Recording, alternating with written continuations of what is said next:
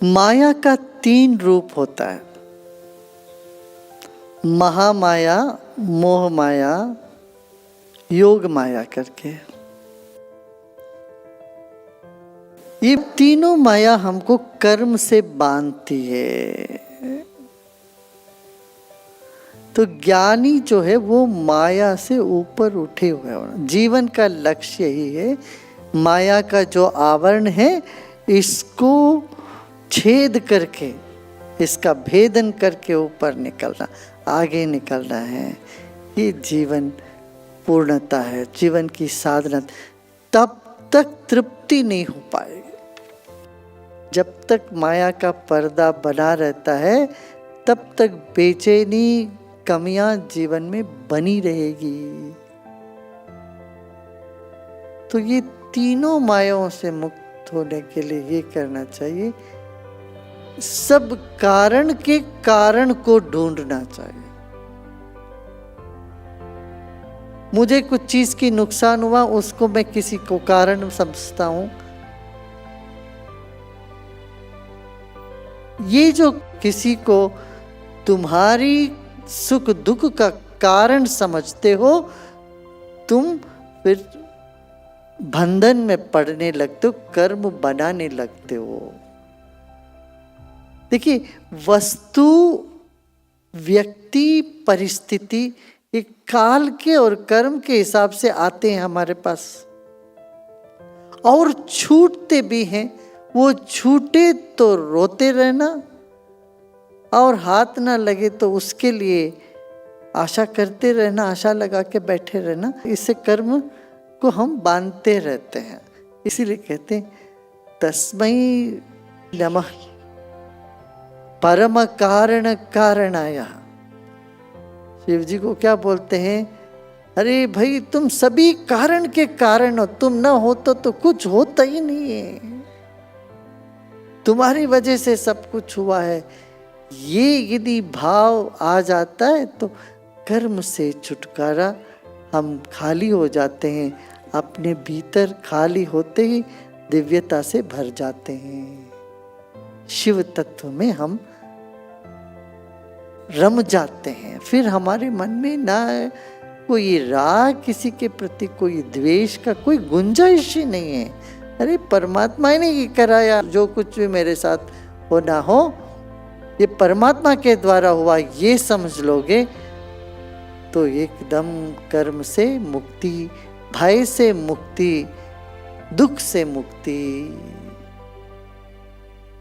इन सब से मुक्ति पाओगे तो जीवन मुक्ति फिर सहज ही होने लगता है, हो जाता है ना। तो ये इतना समझो, कर्म के गति के कारण तुम चाहते हो किसी को अच्छा करना, नहीं हो पाएगा यदि उनका कर्म ठीक नहीं हो तो। ऐसे ही दूसरे चाहते हुए भी तुमको नहीं होगा, तुम्हारा कर्म का पर्दा यदि इतना गाढ़ा है तो। हाँ, तो कर्म बांधो मत, जो हो गया उसको अनुभव कर रहे हैं। कुछ करके निकलना पड़ेगा, कुछ वैसे ही निकलनी पड़ेगी। एक बार भगवान बुद्ध बैठे थे, पीछे से उनके खुद के भाई, चचेरे भाई, वो पीछे से आके बड़ा पत्थर, देखो जलन तो होता है, पास में रहते तो और जलन होता है, दोष दिखता है। ऐसे भगवान बुद्ध के साथी रहे उन्हीं के चचेरे भाई, तो उनको लगा कि ये क्या बड़े बुद्धि, ये क्या 10,000 लोग इनके साथ बैठे, मैं भी कर सकता हूँ। मैंने ही किया। जो अक्सर चीज़ों को संयोजन करते हैं उनको ये सिर पे चढ़ जाता है, लगता है अरे मैंने ही सब संयोजन किया इसका, ऐसा भाव होता था। तो फिर 2-4 लोग उनको उकसाने वाले भी होते हैं, ऐसे 4-5 लोग जुड़ गए थे। वो द्वेष का बीज, हल्का सा बीज, उनके चारों ओर के लोग पानी वानी दे दिए, वो बड़ा वृक्ष बन गया। फिर वो एक बार पीछे से गया, बुद्ध ध्यान में बैठे थे, इतना बड़ा पत्थर वहां से धकेल दिए 4 लोग मिल करके। वो बुद्ध के बिल्कुल 2 इंच बाल बचे, बुद्ध उनके सामने गिर पड़ा। तो अपने गुरु के प्रति ऐसे कोई करता है तो बाकी लोगों का तो खून खलता है। सब लोग, इतना गुस्सा आया लोगों को। तो तब बुद्ध मुस्कुरा के बोले, शांत हो जाओ, बैठ जाओ। बुद्ध ने कहा, कभी कुछ कर्म होगा भाई, आप लोग कर्म मत बांधो। उसका कुछ ऐसा कर्म है, वो इस तरह सा कर्म करके उसको समाप्त कर रहा है। अब उस पर तुम लोग क्यों कर्म बांधते हो?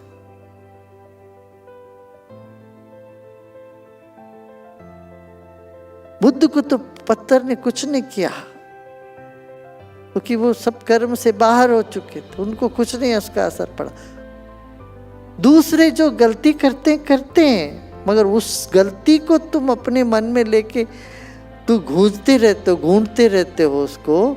जितना तुम उसको गूंथते रहते हो अपने मन में, तुम उतना तुम भी कर्म बनाते रहते हो। नहीं तो ये चेन रिएक्शन होता है। उसने मेरे को ये किया, मैं उसको ये करूंगा, उसने ये किया, मैंने ये करूंगा। तो